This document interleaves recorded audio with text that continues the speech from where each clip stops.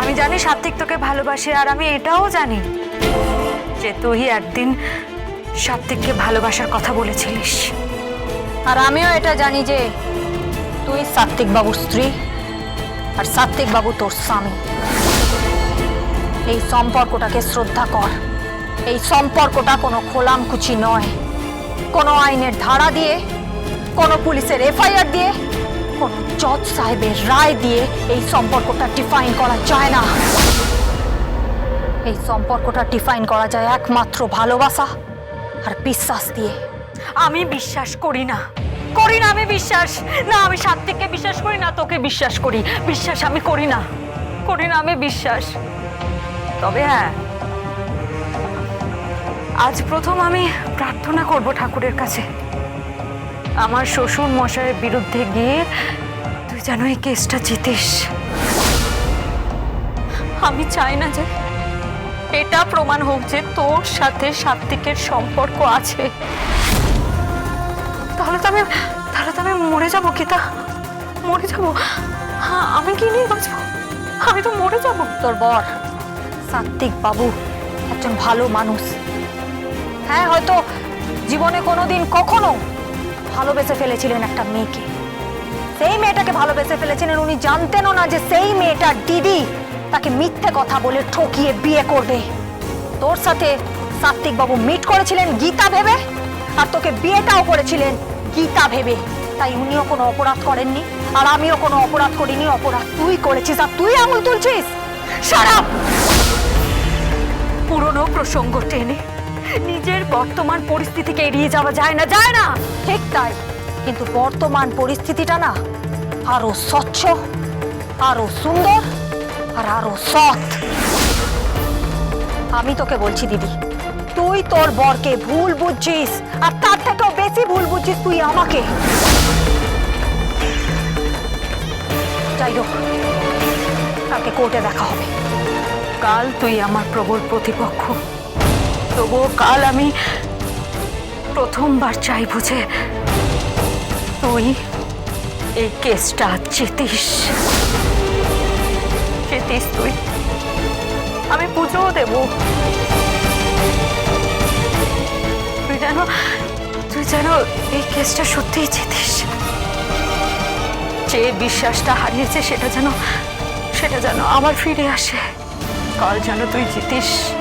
Wish you all the best my dear sister.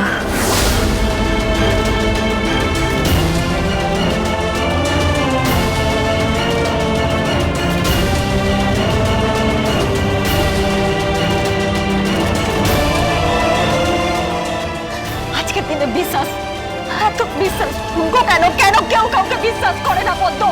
কেন সামান্য একটা কথায়, সামান্য একটা ঘটনায় মানুষের উপর বিশ্বাস ভেঙে যায়? কেন কোনো সম্পর্কের মধ্যে কোনো শ্রদ্ধা নেই? কেন কেন কেন?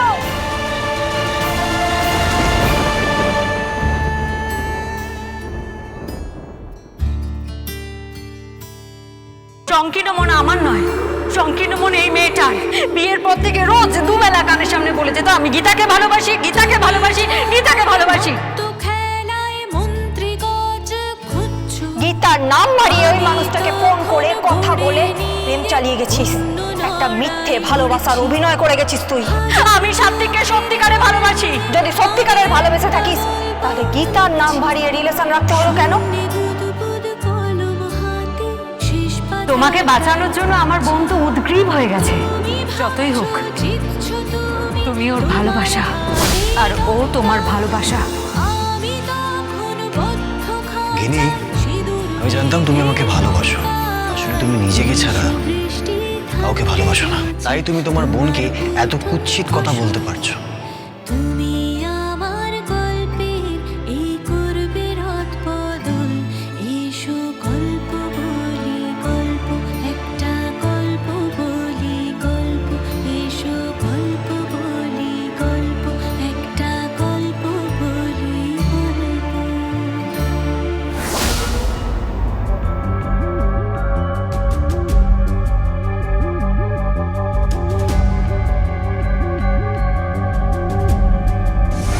কোথায় যাচ্ছেন আপনি? ভিতরে। সরি, আপনি ভিতরে যেতে পারবেন না। কেন? পেশেন্টের অবস্থা আরো ডিটোরিয়েট করেছে নাকি? পেশেন্ট সুস্থ আছে তো? পেশেন্ট আগের থেকে সুস্থ আছে। তাহলে ঢুকতে দেবেন না কেন? ঢুকতে দেবেন না? বারণ আছে, ইনস্ট্রাকশন আছে। যারা ওনাকে এখানে ভর্তি করিয়েছেন তারা স্ট্রিক্টলি মানা করে দিয়েছেন ভেতরে যাতে কেউ প্রবেশ করতে না পারে। কেউ নয়, আমি ওনার স্ত্রী। আমি গীতা মুখার্জি, স্বস্তিক মুখার্জির স্ত্রী হিসেবে আমি এখানে এসেছি। আমাকে আপনি আটকাতে পারবেন না, কোনো আইনে নয়। আজকে পুরো কলকাতা দেখবে গনসা উকিল তোমার আর তোমার মেয়ের কি অবস্থা হয়। কেউ বাঁচাতে পারবে না। রাখে হরি, মারে কে?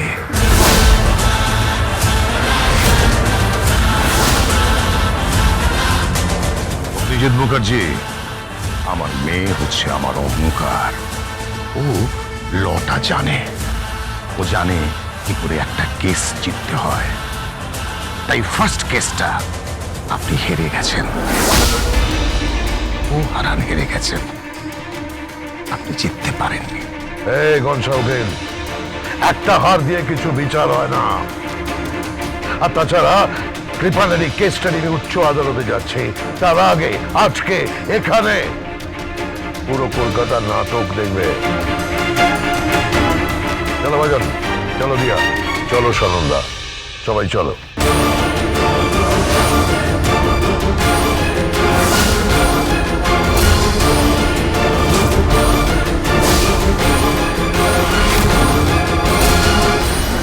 আপনি ভেতরে যাবেন না? আমি ভেতরে যাব, আপনি আমাকে আটকাতে পারবেন না। সার্জেন্ট, এটা স্বস্তিক মুখার্জির জীবনের প্রশ্ন, এটা আমার জীবনের প্রশ্ন, এটা সাত্বিক মুখার্জির জীবনের প্রশ্ন। ওকে বেরোতে হবে, ওকে সাক্ষী দিতে কোর্টে পৌঁছতে হবেই। সাক্ষী? ইম্পসিবল। উনি হাঁটতে পারবেন না, চলতে পারবেন না, উনি সেই অবস্থায় নেই। আমি ওনাকে হুইল চেয়ারে করে নিয়ে যাব। আপনি নিয়ে যেতে পারেন না। আমি পারবো, 100 বার পারবো। আমি ওকে নিয়ে যাব, আপনি আটকাবেন না। সিকিউরিটি, নার্স, কে আছো এদিকে আসো। এই মহিলা জোর করে ভেতরে ঢুকতে চাইছেন। যারা ওনাকে অ্যাডমিট করিয়েছেন তাদের স্ট্রিক্টলি ইনস্ট্রাকশন আছে যাতে ভেতরে কেউ ঢুকতে না পারে। আপনি ভুলে গেছেন, ওনাকে অ্যাডমিট আমি করিয়েছি। প্রয়োজন পড়লে ভর্তির সময় সাইনটা একবার চেক করে নিন। বারবার কি বলছেন? কে অ্যাডমিট করেছে, কে অ্যাডমিট করেছে? আমি গীতা মুখার্জি, ওনার স্ত্রী। আমার স্বামীকে আমি এখানে অ্যাডমিট করেছি, বুঝতে পেরেছেন? আর কেউ নয়। আর আমি ওনাকে এখান থেকে নিয়েই যাব।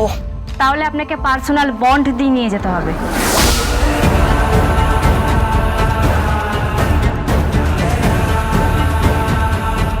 কাকে ফোন করছেন আপনি? কাকে ফোন করছেন? পেশেন্টকে আমি এখানে ভর্তি করেছি, তাকে পার্সোনাল বন্ড দিয়ে আমি এখান থেকে নিয়ে যাব। তার জীবন মৃত্যু ইহকাল পরকাল সবকিছুর দায়িত্ব আমার। আপনি কেন মাঝখানে কথা বলছেন?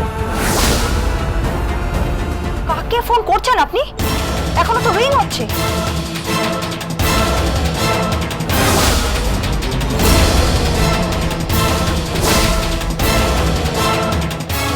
অগ্নিজিৎ মুখার্জি?